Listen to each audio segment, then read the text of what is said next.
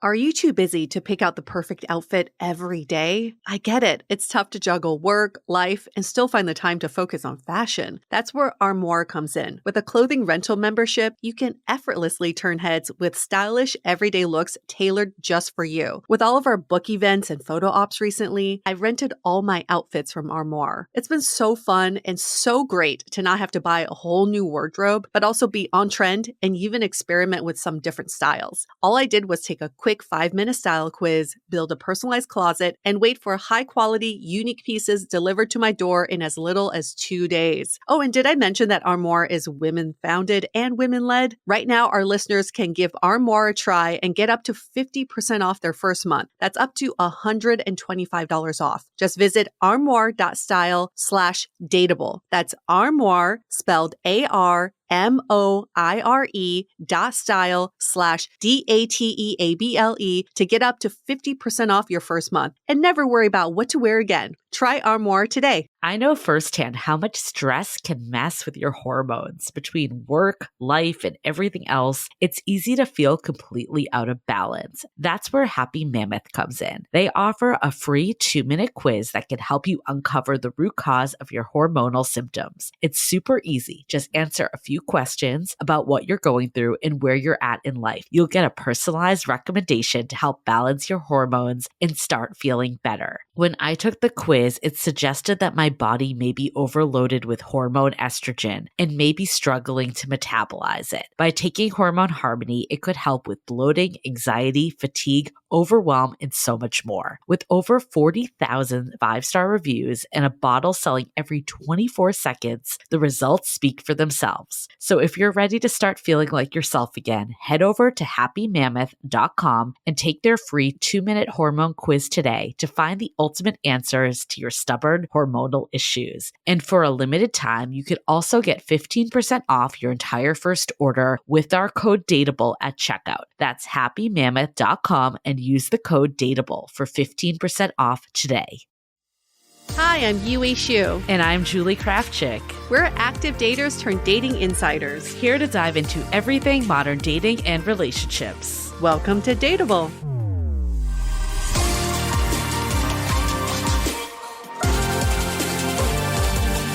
Hello, friends. Welcome back to another episode of Dateable, where we're actually not talking about dating this episode. You're kind of like dating your friends. It is about friendship. It's about relationships, clearly. Yeah. But we're expanding. It's so important, though. Friendship is part of dating. It is. It definitely is. It would be very hard to date without your friends around. It 100% would. I can't even imagine how I would survive. And I also feel like we've heard the stories when people move to new cities and you kind of like don't have that base and then you rely on dating a lot. Mm-hmm. And I've noticed that since doing the podcast, I've supported my friends through dating in a very different way now. Very different. I do not enable bad dating behavior anymore. I used to egg it on because it was fun. Here's the line, though, because I agree. It's really hard to sit back and be like, you do you, figure it out. Like, you want to insert your opinion. And sometimes it's like, what the F are you doing? Don't be with this person. But at the same time, you have to remember, or I have to remember, I'm speaking for myself here, that like, this person is my friend and they're coming to me as a friend, not as, you know, I'm here to like give them dating advice. Exactly. So this is where I draw the line. I learned this recently. And I'm very proud of myself. So my friend Maria, she agreed I can call her out on the show. She's been very cryptic with her text messages to the guy she's seeing who she really likes. And she'll send it in a group text, hoping for some kind of reaction. My old reaction would have been, what are you guys talking about? Give me the whole backstory. Why did he say this? Why did you say that? A full like analysis. I don't do that anymore. I read the text and then I say, I just want to make sure, are you okay? That's it. Putting it on to the friend. Yeah. I support you.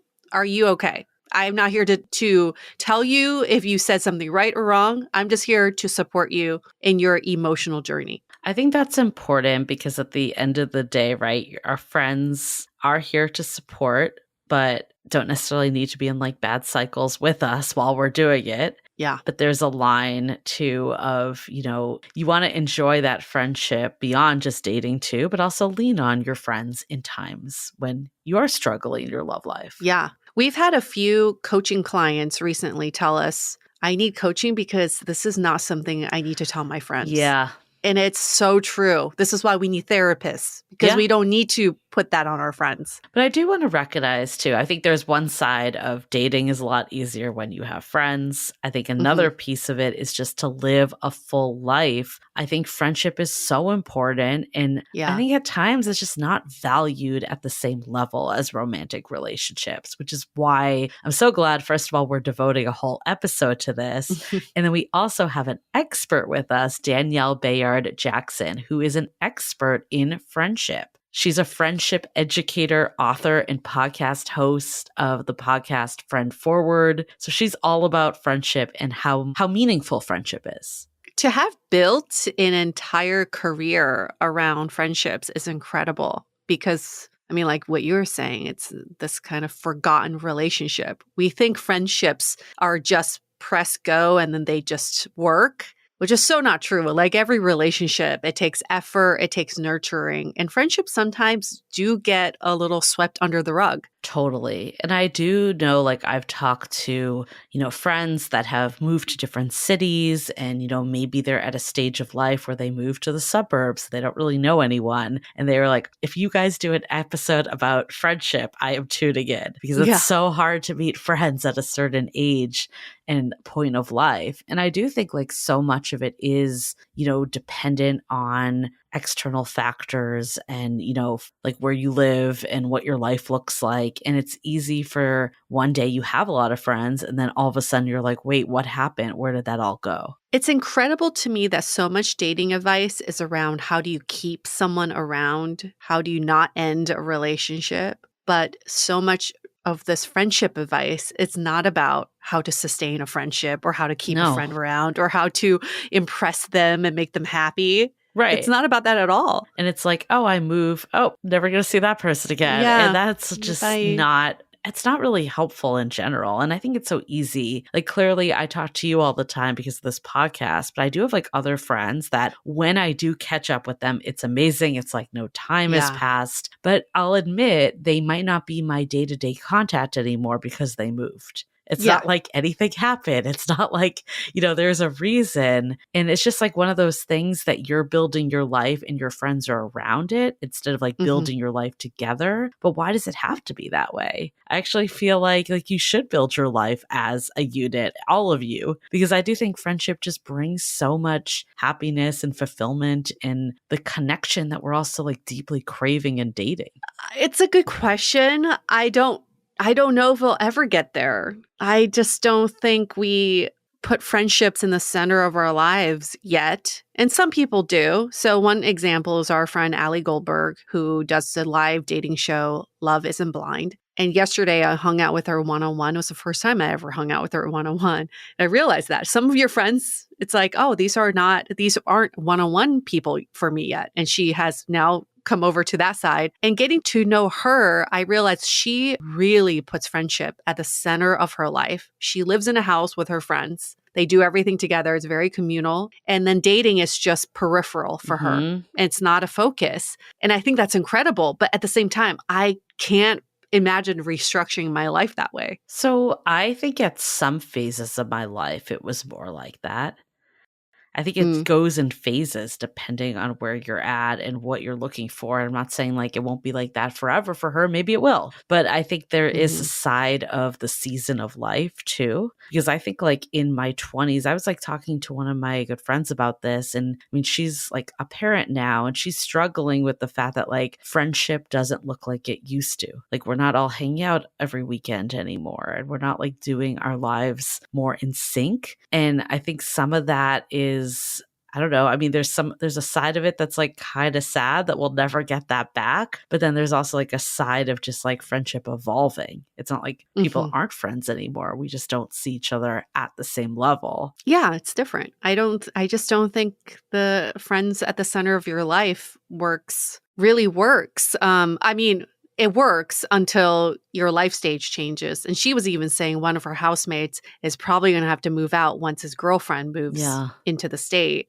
And I think all of them are single at this point. So it works, but people do drop out after they get into relationships. And I think that's a really hard shift too. Like when you're the last single one of your friends, I definitely experienced this, that I feel like I was obviously clearly devastated when I broke up with my ex, but a big piece of it too was it was the year that everyone was getting married and I was breaking up with someone. And it wasn't even like the full blown type of relationship that leads to marriage in retrospect. And I think like there was this feeling of like being left behind, like everyone's starting to move their new lives. But I will say, like, I agree, like it's not like it used to be. But I think I had this fear too when everyone had children. Again, I would never see them again and they would just get swept up. And I don't think that's happened, which makes me happy. Like it's changed. It's different. I don't want to say it's the same, but I'm also different. Like I'm not like looking to like get shit-faced every weekend. So like I think there's a difference all around. It's interesting, like the center of your life, because I don't know, it's hard to say like what's the center of my life. Like I feel like clearly there's a lot of centers and I think friends have always been a center. They have been a constant. They have been important to me. And that continues even though I'm in a relationship, even though a family will be a center. And I think that's like the beauty of friendship is that you can see people in different seasons of their lives. Like I'm like thinking about that even like for my wedding. And I'm like, now everyone knows I have like 10 bridesmaids now. Oh, is it only 10? I thought it was like 500. No, it's actually only almost. It was almost it's 18. Only 9 and then you, so 10 only. But anyways, what is nice about having 10 special people in your life is I was able to see how like at different stages, like I'm like, I've been friends with all of these people for like 15 plus years, a lot of them. And you're actually like my newest of the group, which I mean, we're like life partners in a different way. So it surpasses much different way. Yours doesn't always equate. But I'm like thinking back to just like when I first moved to San Francisco and like some of my friends like were there at that stage of life. And the fact that we're like still friends today, even though we're not doing the same thing all the time or seeing each other as often, it's kind of incredible that like someone has seen you grow like that. Yeah. And stuck by your side. And you've seen them grow. Yeah. Ultimately, like when you don't have a romantic relationship in your life, what are you going to do? You're still going to depend on your friends. So the friends are the constant in your life that needs constant watering. But I think even when you have a romantic partner, like I love my partner, we are best friends. We spend a lot of time together, but I need my girl time. There's something about that just fuels my soul in a different way. Like that's something I wouldn't trade for anything. It's a different type of relationship, but it's so necessary. And also like it's nice that like I can bring him into that world. They have their partners and it's like, again, a new dynamic of the friendship. But I really enjoy that part, like having that like group dynamic more. That's the dream of mine, is to have a friends-like friend group. You have some couples, you have some singles, but you can hang out almost every weekend and go to each other's places. I just don't have that right now. It would be so fun because, you know, I'm really close to my neighbors and it's like similar. Yeah. But we still have very separate lives. It would be cool if everybody had like an open door policy. I could just like stop over by Greg's or Chelsea's and pop in to say hi and get some dinner with them. You know, they come over with their partners and like watch Mojo while I go out and run errands. Like that is a dream to me. It just doesn't happen. I feel like I don't have like that extreme of an open door policy, but I do feel like, part of it's like I've been in San Francisco now for like, close forever. to 20 years. And a lot of these people I met when I first moved here. And I feel like I do kind of have a few groups that are in San Francisco. A lot of people have left. I can think of like 2 solid groups that I have where, you know, significant others are around and we see each other on a pretty regular basis. And it's nice. I like having that in my life. And like, I would not give that up just because because I have a partner. I think it enhances it now. Like we were having this conversation with Talia. She hosts the Dating Intentionally podcast, and she was moderating our event at the Battery a few weeks ago. And she was saying like they have this really close knit couples friend group, and they see each other twice a week. That's a lot. They would do I don't do that. The women would hang out once a week, the men would hang out, and then they would go to someone's house for dinner and do game night. I feel like that's so rare. That is so rare to find three or four couples that get along that well. I think it was like 3, including her and her husband. Yeah. Right? Yeah. To find that, who get along so well, who are able to hang out on a weekly basis. That's the kind of village I mean, want. I definitely have one group where the guys have like become pretty good friends. Like I wouldn't say that they're like, doing stuff all the time on their own, but like once in a while they'll do stuff. And I think it's really cute. It's made through the female friends, but it always is. It always is. I will say the other piece on friendship, and of course we have the whole episode to really dive into it with Danielle. But I think for me, one of the things too, like I always think about like that last time when I was single, I feel like I had such a full life with my friends that was so rewarding that it made me, I've talked about this before, like I purposely did not schedule dates on Fridays because I wanted to like go out with one of my best friends and then like whoever else. And we kind of had that like every Friday doing this. And it was really like special that time. And I think it's evolved. It's like still very much good friends, best friends, but in a different way. But I think there was something really like kind of magical and like soul connected about that time that I felt like I wasn't coming from a place of lacking in dating because I had that connection. And I think that's so important. Remember when we had our Weekday Warriors group? Yeah. That was so fun. It's just a group of women who go out on weekdays because who goes out on weekends? Thursday night was our night. And we had a name for it, Weekday Warriors, and we had our White Elephant gift exchange. And yeah, I like that. I know those are always fleeting in a season in life, as with everything. But yes, we should treasure those times because they do come and go. Yeah, it is also kind of wild. I mean, you've probably had this, especially living in different cities. But even for me, who most of my adult life is in San Francisco, I feel like I've had like 5 different lives here where there's been friend groups that have come and gone, some of them, and some that, again, have been here from the day I moved here till now. And we've seen each other in very different life stages. And it's kind of like sometimes I'll like catch myself thinking back to like a friend group and I'm like, oh, it's kind of crazy. I spent so much time with these people at one point in my life. And now I just like don't talk to them. It's the same thing with relationships. Right? It is. You think about it. But you have the breakup. You don't have the breakup. You don't have the breakup, difference. Yes. But you also spent so much of your time with this person. At one point in time, this was like the most important person in your life. And now you barely remember their name. I mean, like, I can't even, sometimes I try so hard to even remember what it was like to be in a relationship with this previous partner. It's like hard for me to remember, but that was my person during that time. So as you can all see, so many parallels between dating and friendship, but also like, again, we want to celebrate this relationship as a relationship podcast. In addition to dating, it is an important relationship to foster and to remember, even if it's not just in the like supporting role of dating, like there's a role in itself for sure. Mm-hmm.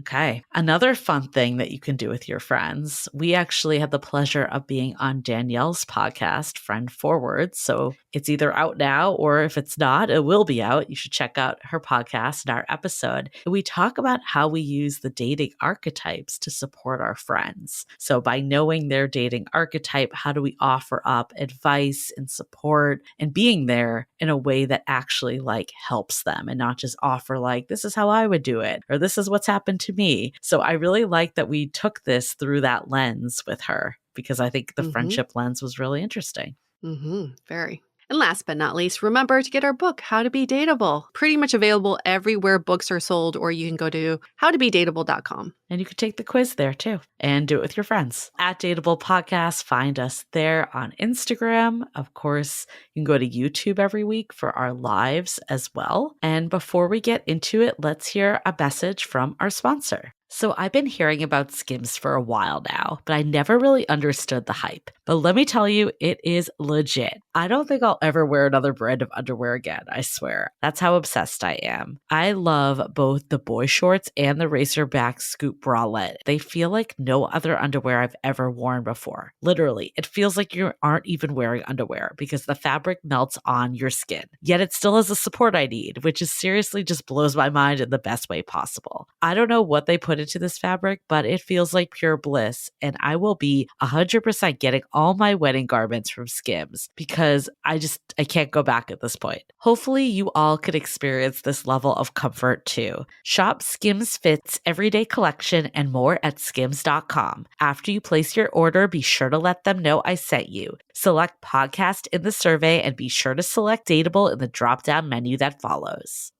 Do you find that you sleep better when it's a bit cooler? I certainly do, and as the weather is getting warmer, this is top of mind because I run hot, especially when I sleep. So hot sleepers, listen up, this one is for you. You probably know Avocado Green Mattress for their certified organic mattresses, but did you know they also make unbelievably breathable, natural bedding? Avocado sheets and duvet inserts help regulate temperature so you sleep cool, dry, and comfortable all night long. And that's because organic sleeps cooler than cheaper synthetic alternatives. Their products definitely keep me cool, comfy, and sleeping soundly all night long. Now is the perfect time to refresh your bedroom as we head into summer. And not to mention, there is easy financing options with Affirm to make your purchase more accessible. Head to avocadomattress.com today to save 10% on all bedding and 50% on clearance bedding. Avocado, dream better.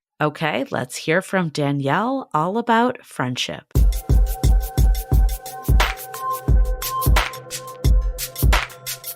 Danielle, welcome to Dateable as we talk about a topic that Julie and I have been wanting to get into for a while. It's friendship, but friendship has everything to do with relationships. So thank you for being on our show. Oh, of course. I'm always thrilled to have this conversation. So I'm so happy to be here. We saw your work and we're just like, okay, this is the perfect person that we're going to dive into because obviously you and I have our friendship and we have our experiences, but it's great to talk to a friendship expert. So we're excited to have you here. Yeah. However, I can be a resource and shed some light because there definitely is a strong relationship between dating and friendship. And so I'm excited to dig into all the things. Why do you think friendship is important? Because there's a hierarchy of relationships and we really covet romantic relationships, and friendships seem to be this, it just happens for you and then you don't have to think about. But why do you think it's important to be intentional about friendships? Well, I mean, for so many reasons, but I think a concise answer is just, there's this 80 plus year study out of Harvard. They were trying to figure out what makes people happy. Like, what's the thing? What's that key magical formula? And they followed people for over 80 years and they found the number one thing that determines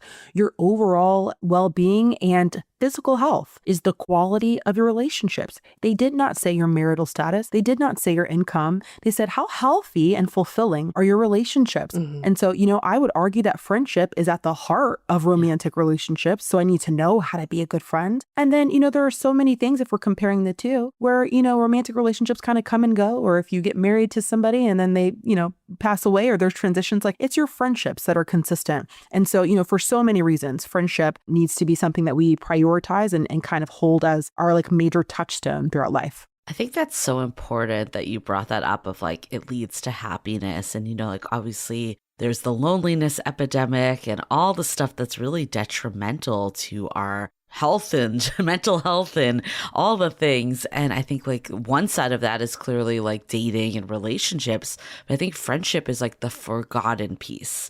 Like it's almost like it's like a layover to a relationship. I think some people view it that way. It's like a big pet peeve of mine when people are like, well, I don't really need my friends anymore now that I'm in a relationship. Like, what's your take on that and how you would like kind of turn that around for people. Yeah, sadly, I've heard that too from a lot of women who say they felt like a placeholder. Yes. And that their friends switched up on them, or that they even use language that lets them know, you're not first, right? In so many words. That's a rough spot to be in. But I'll say that I've seen women who are on the other side. I have plenty of women who come to me and they'll say, I just went through a breakup and realized I have no friends. I have no friendships to jump back into. They totally fell away because I was so absorbed. Now, we could hate on that woman and say like, well, that's what you get for being a male-centered woman. But there are so many things in our social infrastructure and our cultural reverences that make it difficult to be able to sustain, friendships, and I talk about them often, but it's kind of a blend of, you've got people who are praising it, right? You go to different holiday functions with your family and they're like,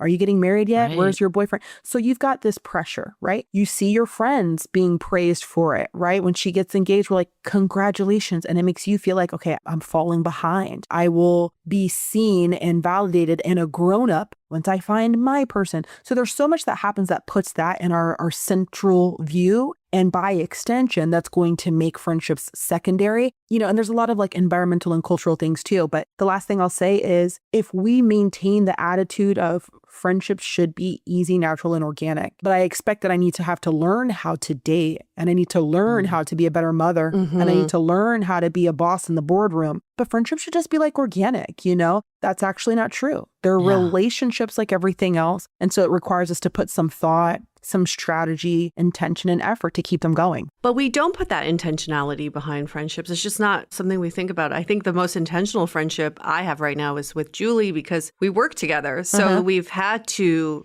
really discuss what our ways of relationship are. But I haven't had those discussions with friends. So how do you even broach that subject with your friends? I would advise the woman who's trying to get more serious and intentional and focused on friendship because she hears all the things intellectually about how important it is, but is trying to find a way to like make that match her actual lifestyle. The first thing is you could say that explicitly to the people in your life.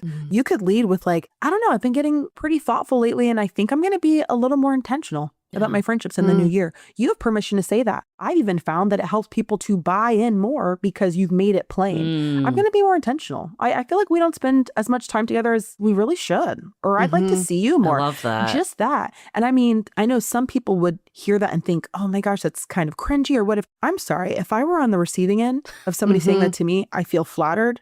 That you think of me, that you value my company, that you desire more time with me. So the very first step, honestly, sometimes is admitting to ourselves and to others, I want more from this area of my life. And I think I'm going to go after that this year. There's something honorable and very attractive, like platonically attractive about a woman being committed in that way. I love that because I was talking to Yue about this, but it's like a lot of friends have moved, right? The older you get, you start to see people go to different locations, and that obviously changes friendship. But I never do like, I'll always like visit when I'm visiting family, but I never do like an intentional trip to visit my friend or like plan a trip with them. And like, why is that the case? Like, why not? Like, why shouldn't I be doing that? So I love the permission to be like, I'm going to actually make this intentional, and it's not a weird thing to say. It's only bringing me closer. And another thing that I've started to do is that like when something bothers me in a friendship, I think for a while I just would like suppress it because there's all about like couples communication and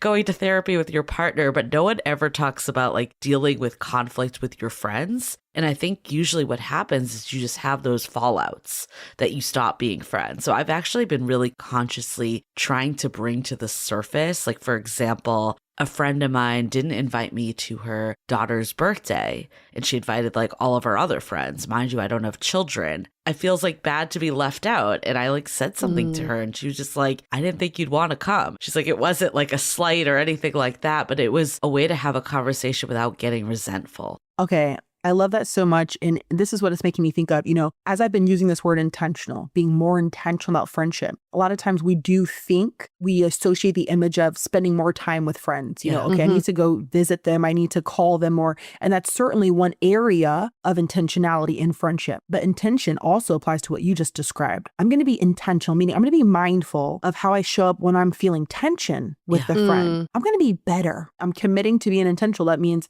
I'm aware of something and I want to like think through how I want to approach it differently. That's being intentional. So you saying, I've been intentional around sharing, hey, what happened the other day confused me or didn't feel good, or I didn't know what to make of, the birthday party, help me understand, like, what's going on? Are we good? And when it comes to conflict in general, specifically women's friendships, but when it comes to conflict in general, it mirrors what I said earlier about, how we don't really anticipate conflict in friendships, but in other contexts we do. Like, you're going to have a performance review at some time, right, at work, and we're going to sit down and talk about our progress. That with your boo, you're going to be like, babe, I'm feeling off. Like, we're not feeling like we have a rhythm right now. What's going on? I don't feel, seen, this week. But in friendship, I don't think many of us would admit it, but many of us do subscribe to the idea that friendship should be easy, natural, and organic. Yeah. And if there's some kind of tiff that emerges, this is evidence that we're not as compatible as I thought. Yeah. And I'm not going to say anything because I don't want to be perceived as the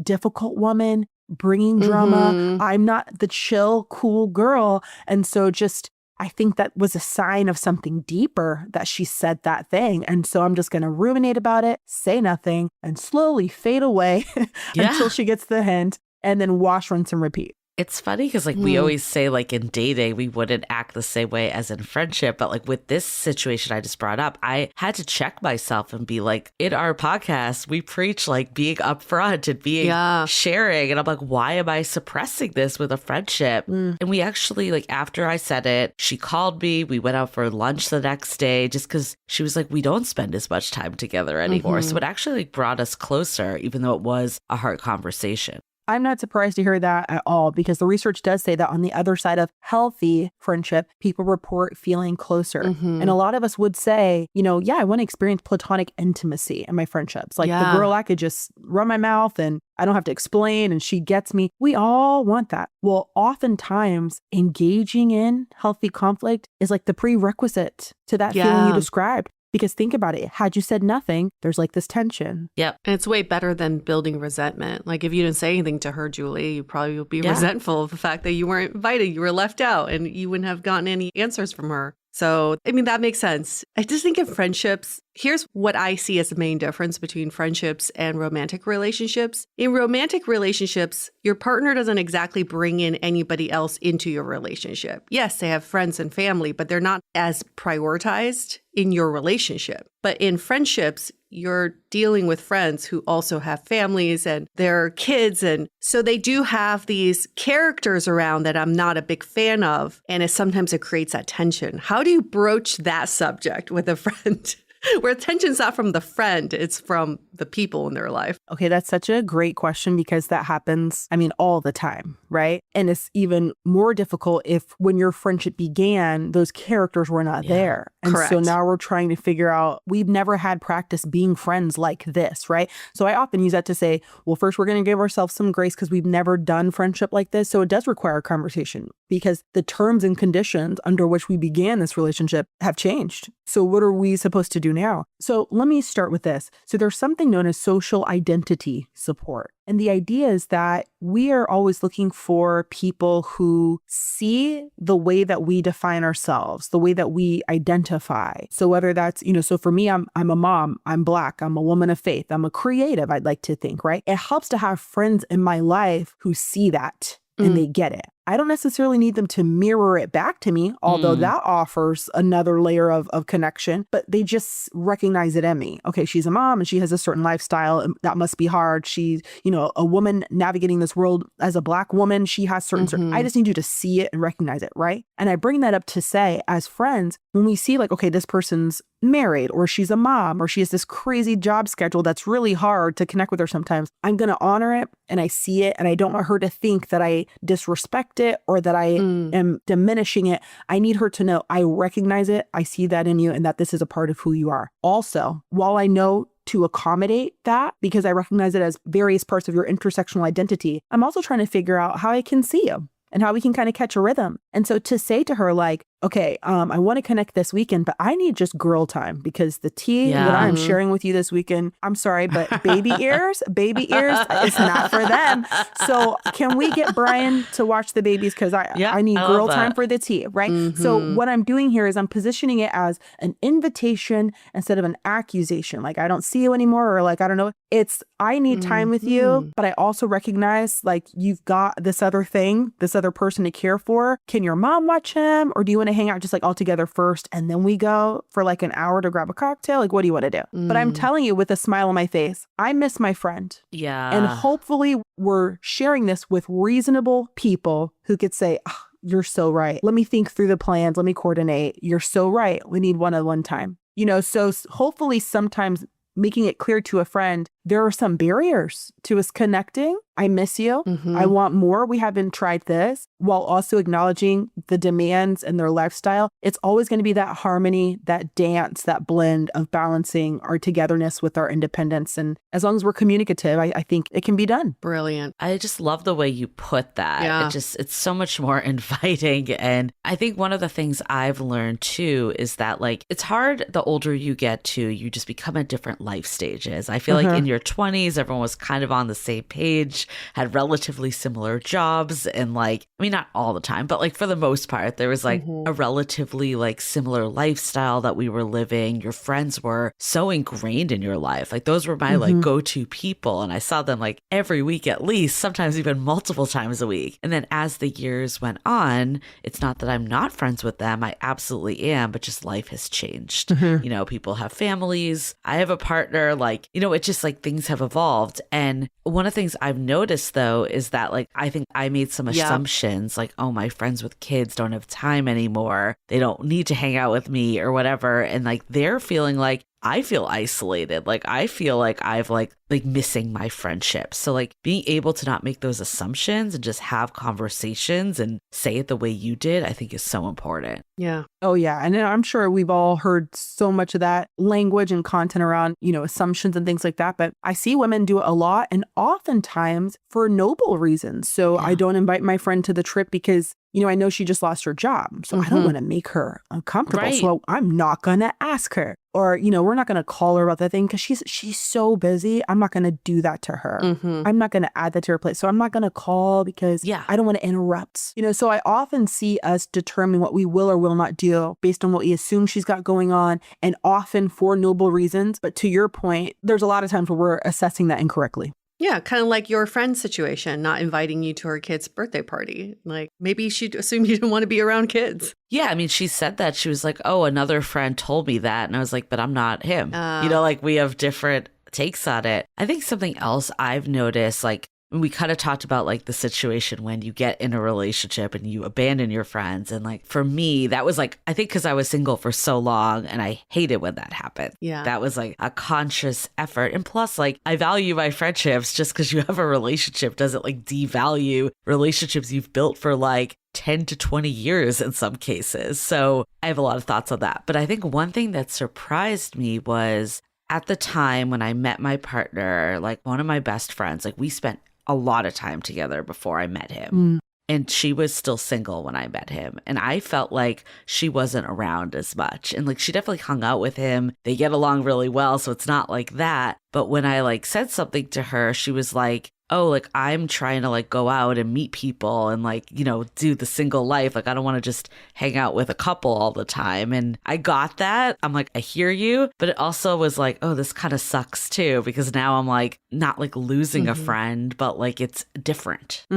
Yeah, I hear people often talk about like ambiguous grief, and which I'm starting to learn a lot about. But, when you're losing a person and they didn't die, but you're losing something. And, it's very possible to stay friends, but a part of us is kind of grieving how we were friends from 2017 to 2022.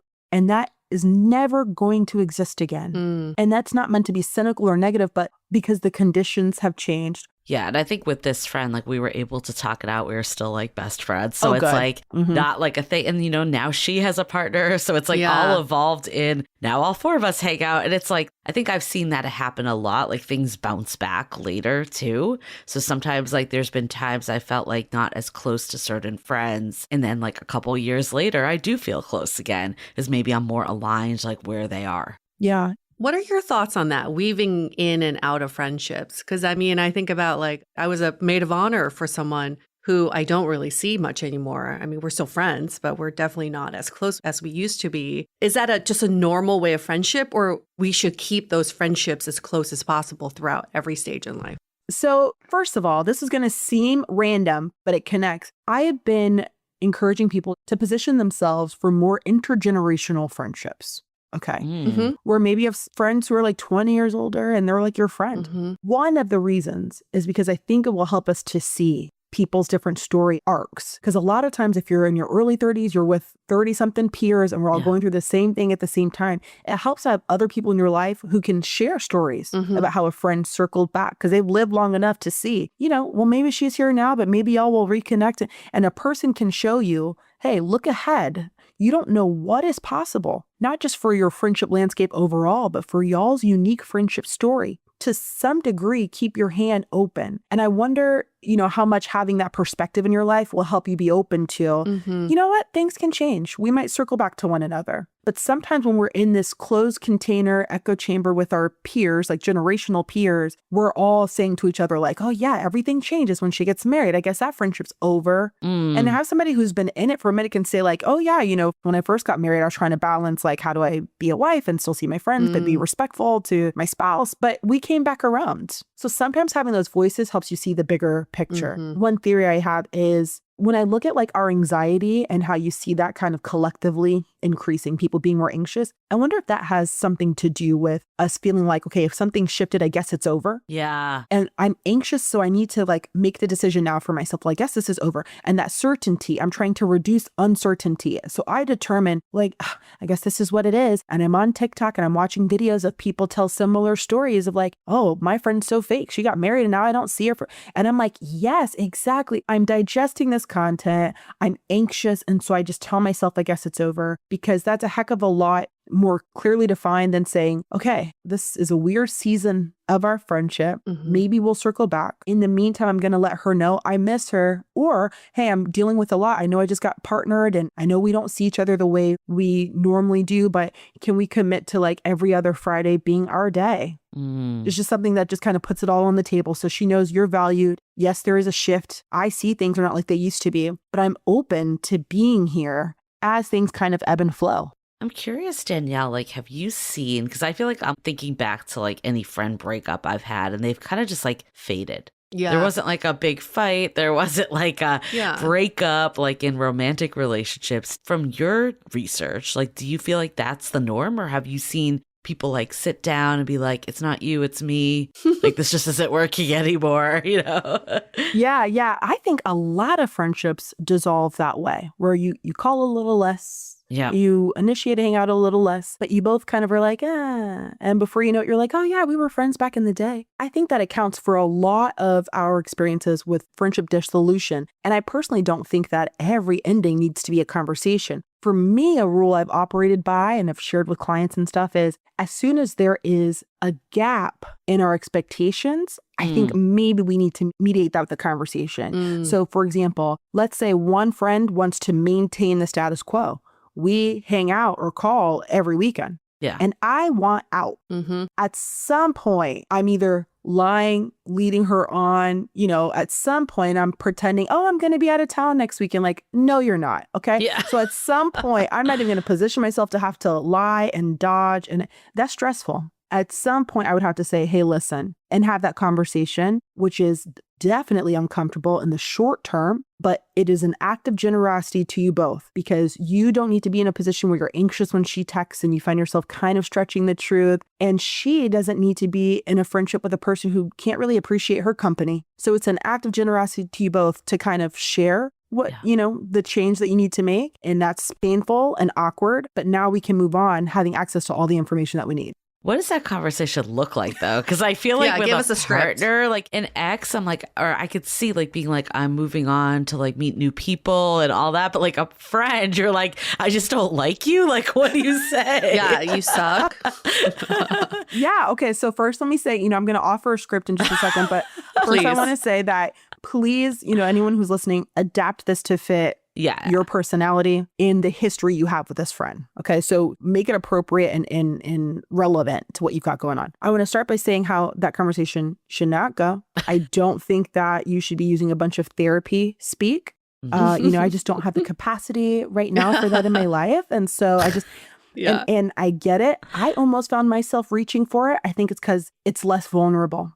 Yeah. And we do that to hold you out here but to use that sterile language. But it's also going to come across as highly disrespectful, because if we were super tight and I was holding your hair back in the bathroom for 4 years in college, and now you want to talk to me like HR, it's going to feel, it's I going have to a feel boundary very I need cold. to put in place. Right. Yeah. I'm like, girl, are you okay? Like, are you having a stroke? Talk to me normally. Yeah. And so that's something we want to be mindful of. But I think we reach for it for two reasons. One, it's less vulnerable to just talk to you like a stranger.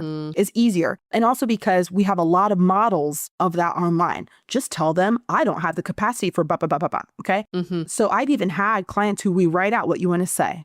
Like write out everything. And we literally go through and look at that cold HR language and feelings language, which is harder to do, but is more human. So instead I'm saying things like, hey, I've been thinking a lot lately about our friendship. And I know the last couple times we got together, we've been arguing kind of in circles about this thing. And it's been really hard for me to know how to be friends on the other side of that. Like with the things that have surfaced and the conversations we've had, I don't think I know how to be friends moving forward. And the last thing I want to do is hurt you or have you be mad at me. But I feel like I'd be being a bad friend by staying and showing up the way I am. And so I just feel like I have to be in spaces where I feel like I can be a little more myself and a little more honest. And I'm so sorry. I'm using words like, I'm scared you're going to be mad at me. I don't want to hurt you. I've been thinking about this. Yeah. I need to be, that's feelings language. I'm not telling you she's going to say, wow, thank you so much for your honesty. I'm not guaranteeing that. I'm not guaranteeing that she won't be upset.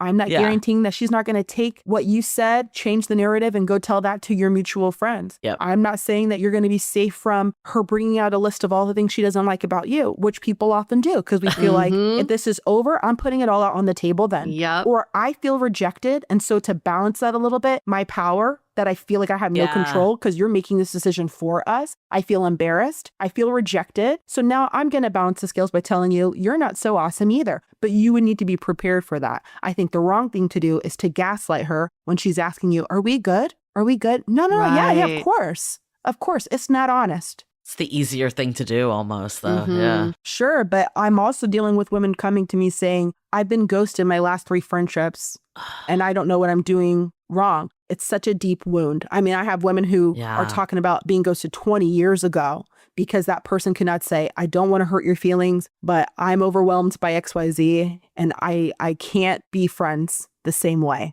And at least she would know. So it's kind of tricky, but sometimes necessary. I want to dive into this even more, but before we do, let's take a quick break to hear from our partners. And we laugh at this. I mean, I laugh and also I'm nervous about this because I know I'll probably have this conversation at some point in my life. But I'm also laughing because I cannot imagine guys having this conversation with their guy friends. There's such a huge difference between female friendships and male friendships. And I also find that in a relationship, I'm often helping my partner navigate his friendships. Same. What are your thoughts on that? Okay, so my specialty is looking at the research around women's friendships specifically. What's the unique ways that we engage in conflict, the unique ways that we aggress, communicate, and connect, right? And I'll tell you right now, what you're seeing is 100% across the board most times is women having these deeper friendships and men not having, like, I need to sit him down and tell him. There's a couple reasons for that. Oh my God, there's a couple reasons. The first is the research tells us that women tend to integrate their friends into their lives to the degree of a sibling, men to the degree of a cousin. So you are my sister, okay? So just ghosting you and not talking to you doesn't feel congruent to how significant a role you play in my life. You'd also be hard pressed to find women who are in a bunch of friendships that they're not really sharing and talking and are kind of like active and you know how I feel. And a lot of men do tend to hold their other male friends, emotionally at least, at arm's length, okay? But they're still like, oh yeah, that's my boy. And you're like, oh, because you haven't talked to him since the 11th grade, but all right, make him your best man. Yeah. Okay. All right. So, but they're still qualifying that as like, that's my best friend. You're not going to find a woman who has not talked to somebody in a year being like, that's my best. We're just not going to do that. Nope. I say all that to say it's easier to end a friendship that looks like we talk once a year. So they're not as often having conversations around like, how do I release this friend? No. How do I, one, because it's highly emotional and vulnerable conversation. 2, if on average we're keeping each other at arm's length, it doesn't feel appropriate to have a fallout. Now, the research does tell us that women's friendships are deeper. They're more intimate. We know that to be true anecdotally, right? But the research also finds that our friendships dissolve at a faster rate. And so a lot of people would say like, oh, it's because women are petty and we just can't get it right. But I'm likely not having a fallout with somebody I'm not close to begin with. We're not falling out. Right. So that to me is what accounts for that dissolution rate. And I'll end with this. I looked up the word complicated. I put this in my book because people are always like, well, female friendships are so complicated. Well, I looked that word up and it says the intersection of many parts. It is complicated. But we've got to stop using that as a purely negative. There's some beautiful things about the complexities. But like, sometimes they work, sometimes they don't, sometimes they detour and we come back to one another. But because we integrate them so much into our lives, that's the story. I mean, this is clearly a generalization to some degree, but I'm sure your research backs it up. But like, I've noticed this across the board with my friends, that it's the women that are always the ones driving the social engagements. And then like the guys become friends through their girlfriends or significant others. And I think like we're always like picking up new friends along the way. And I feel like our significant others, if in a hetero relationship or not, you hear of like, I remember like when I first met my partner, like he didn't really have that many friends in the area because all the ones he did have had moved away. And he wasn't like the guy that's like going out, picking up new friends and hanging out. And I think a lot of guys are like this. There's like a whole like SNL skit. I don't know if you saw this about like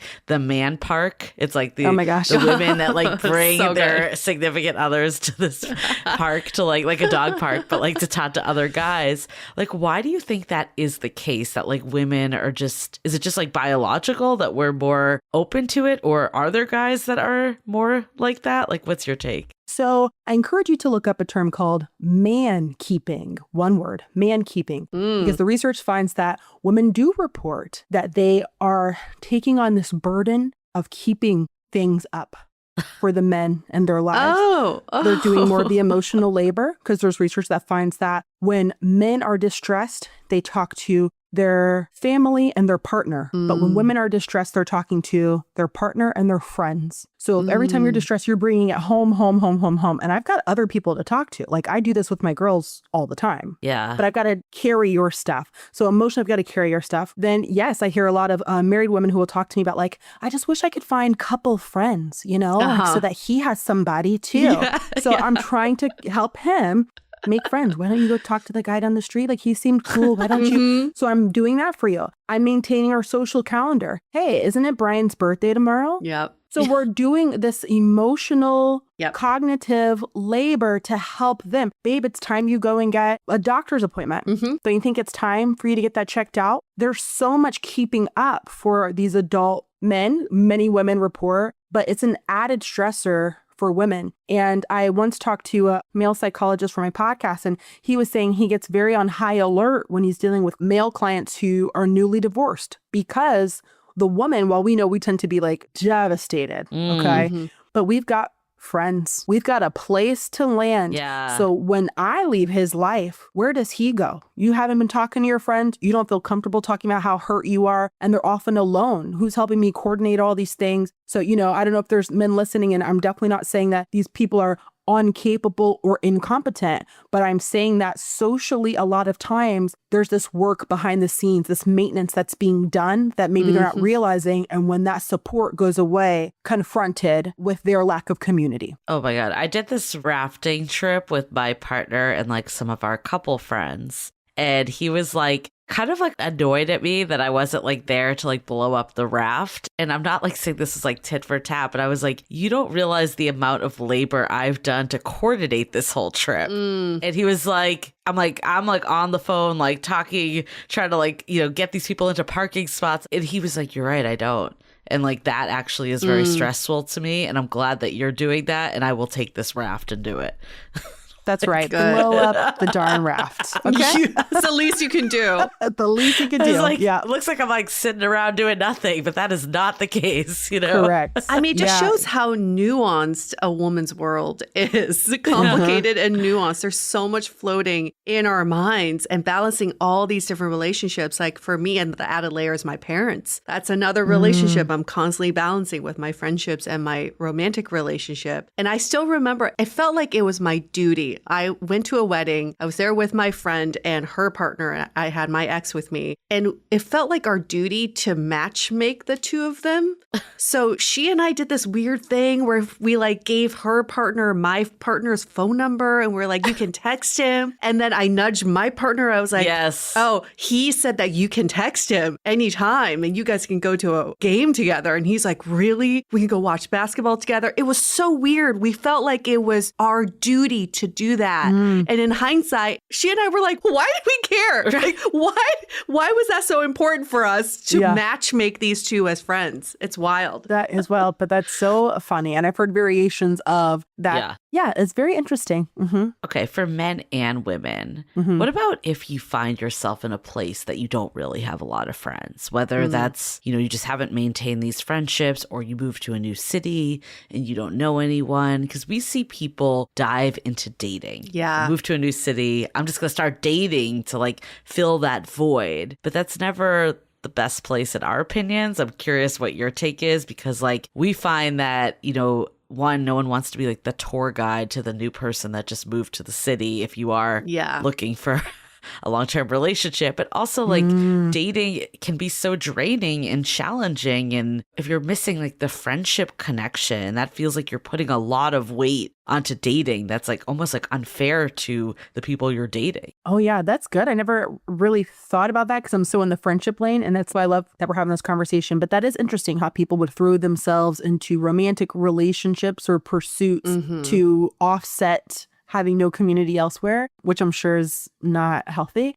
but that is so interesting. Yeah, if a person finds themselves in a season of friendlessness, I just did a video on this because there's a study that does show that there's a stigma around saying that you don't have any friends. And so sometimes it's a cycle because since you feel embarrassed of that, then you don't go pursue friendships because then people, so it's a whole thing. First, I want to validate for people who are there right now because it's a season. There's so many things that are happening that might put you in that place. To your point about you went to a new city. And I often have people who are like, well, I have friends long distance back home, and it's like, that's great. Right. You also probably need people that you could like share experiences with in real time. Right.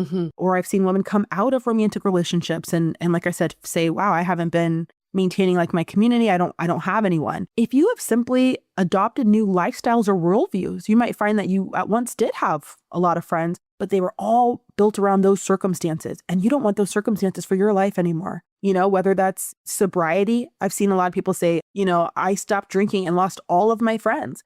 So there's lots of different things. There's the study that finds that we replace about half of our friends every 7 years. So to some degree, it's natural to anticipate this friendship pruning that happens. People are coming and people are going. Sometimes I hesitate to say that because you have people who are like, exactly. That's why I cut people off. Like, that's a whole other thing. But that will it's normal to have like this churn. I think what's interesting is for a lot of people, there is no churn. So people are falling off, but I'm not in places where I'm introducing new connections into my life. So before you know it, I've got nothing. So the first thing I guess would be to like shake off any embarrassment around being in a season where you don't have connections. And then, if you are going into the world and positioning yourself for connections, you need to kind of from a PR perspective, because I also, work in PR a little bit, I'm not going to lead with like, yeah, I don't have any friends and that's why I'm out. You're just not going to, we're not going to lead with that. So maybe we'll just kind of massage it and just say like, yeah, a lot of things have changed in my life and I just feel like I'm being really intentional about friendships and meeting new people who feel really aligned. I'm like excited for this journey to meet new people, right? I'm going to emphasize how excited,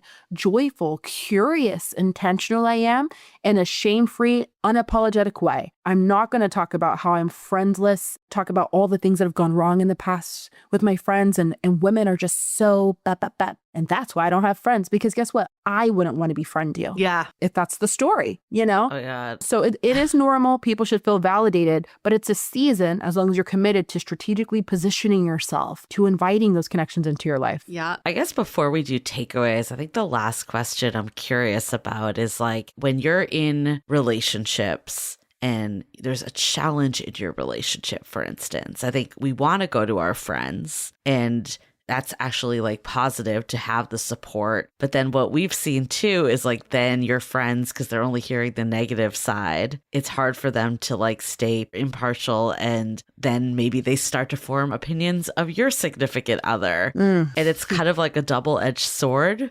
What's your take of like sharing challenges in your relationship with friends or hearing about your friends' challenges? Ooh.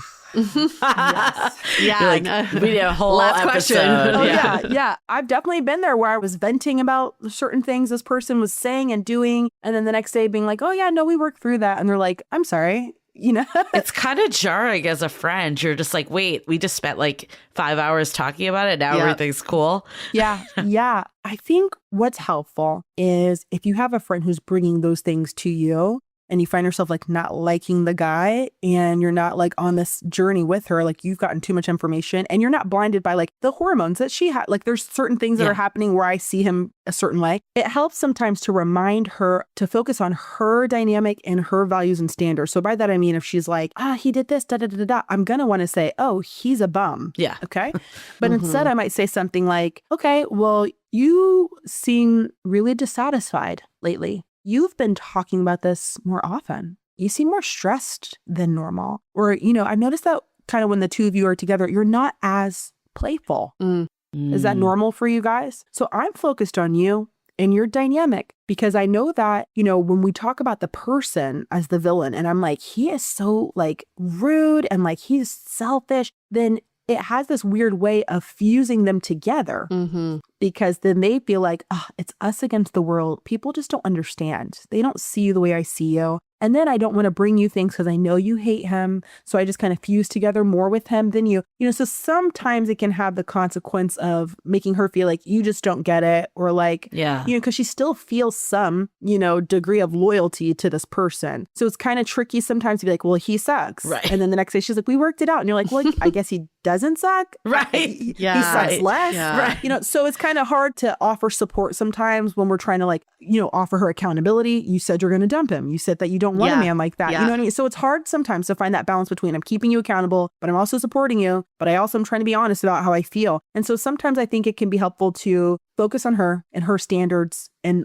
identifying what you see, right? And then when it comes to sharing with your friends, I know we want to share everything with them. And I wonder if you guys have a different take on this, but I found that sometimes it's helpful to like even set the objective of like what I'm saying first. And it really helps me to have a therapist and a journal sometimes, because I know that if I come and tell you what he said or forgot to do the other day, that you're going to be like, wow, he is, man, that's really crappy. Like he's awful. So it helped me to have another place to put those things, or to share a little bit of it and to set it the objective. Like, I just want to know if I'm crazy. That's hurtful, right? Or like, that's disappointing, right? Like, what do I want them to offer me? What am I looking for? But I know some people could say, well, you're kind of keeping secret, so I'd be curious what you think. But I do think friends can be a place to share our burdens and to share our hardships. But it does come with the consequence of I'm also inviting you in. And that doesn't just look like inviting you in to celebrate and praise. I'm also inviting you to see ugly sides. And the risk sometimes is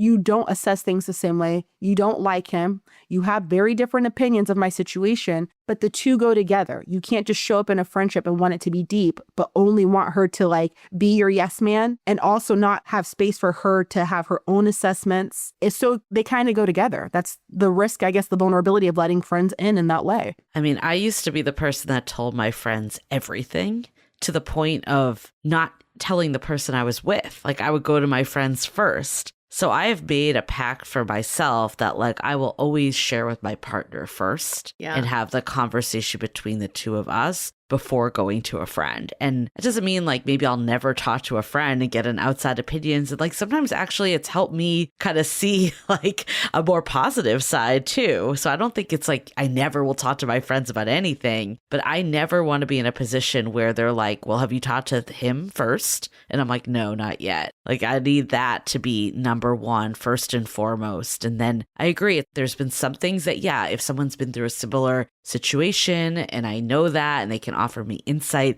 to move me forward, maybe it's like, what is my intention too? Is it just to bitch about someone? Is it to like actually like move in a positive direction? Or there's been certain situations that I'm like, actually, none of my friends actually have been in this situation. They're not going to really know what to tell me. I'm just going to like have a therapist that I'm talking to on this. Yeah, go to a professional. Yeah, it is kind of that balance of, okay, what's shareable, what's not. And then, I know sometimes a friend is trying to be diplomatic and she's just got to say like, he's awful and need to run. And at some point, again, that communication part, the last thing I want is for you to think I'm hating on you or not being supportive, but it's really, really hard for me to get excited about you sharing things with me about him after you told me that he's cheated for the third time. Yeah. Right. And I see how sad you are. Right. You're making it very hard for me to try to be positive. And I call that telegraphing your dilemma. Sometimes when you feel stuck, communicating out of your mouth the two things you're internally conflicted about. Hey, on one hand, I really want to be happy for you. Like, I love that you are so excited about him and I want you to be joyful.